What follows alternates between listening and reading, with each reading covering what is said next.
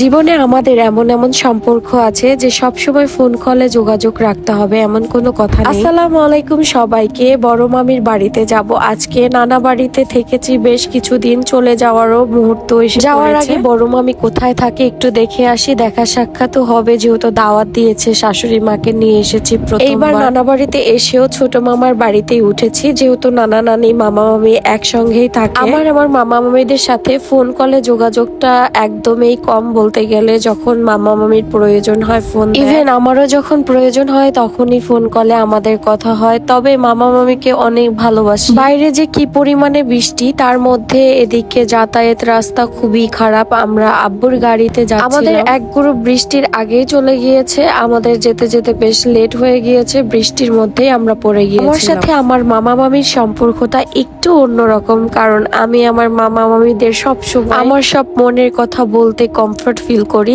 আমরা একসাথে বসলে অনেক ধরনের কথা আলোচনা করি। দাওয়াত খেতে যাচ্ছি, মিষ্টি না নিলে তো হয়ই না। তার মধ্যে শাশুড়ি মাকে প্রথম নিয়ে যাচ্ছি, তাই মিষ্টি কিনে নিলাম। বড় মামি যেহেতু শহরের ভিতরে ভাড়া বাড়িতে থাকে, আমরা এই বাসাটা চিনি না, আর আমাদেরও প্রথমবার যাওয়া। তো বড় মামা এসেছে আমাদের, সেই বাইকে আব্বুকে উঠিয়ে দিয়েছি, কারণ আমরা মানুষ অনেক হয়ে গিয়েছিলাম। বৃষ্টির মধ্যে কিছু মানুষ আগে আসতে পারেনি, তাই এক গাড়িতেই গাদাগাদি করে। আর কিছু মাত্র পথ, তারপরেই মামি বাড়ি। আসলে মামি বাড়ির সামনের পরিবেশটা এত সুন্দর দেখে বেশ মনটা ভরে গেল। তারপর আমরা সবাই মিলে একে একে উপরে উঠলাম, যেহেতু 3 তলায় বেশ হ্যাসেল হয়ে গিয়েছিল। আর এসে দেখি মামি খুব মজার মজার রান্না করে রেখেছে। আমরা যেহেতু লেট করে গিয়েছি, আগে গিয়ে খাবারের কাছে চলে গিয়েছি। তারপরে কি এই যে খাওয়া দাওয়া দেখে আর লোভ সামলাতে পারলাম না। মামি কিন্তু অনেক কষ্ট করে রান্না করেছে, কারণ তার 2টা বাচ্চাই অনেক ছোট। একা একা শহরে থাকতে গেলে একটু হ্যাসেল হয়ে যায়, বাচ্চা কাচ্চা নিয়ে খুবই কষ্টে জীবন যাপন করতে হয়। আমরা সবাই একসাথে বসেই খাওয়া দাওয়া করেছিলাম, একসাথে অনেক গল্প করে সময়টা পার করলাম। বেশ সুন্দর একটা সময়। সবার সাথে গল্প শেষ করে আমি আমার ছোট খালামণির বাসার উদ্দেশ্যে রওনা হলাম, কারণ সবাই মিলে আমার শাশুড়ি মাকে নিয়ে ঘুরতে যাবে। আমার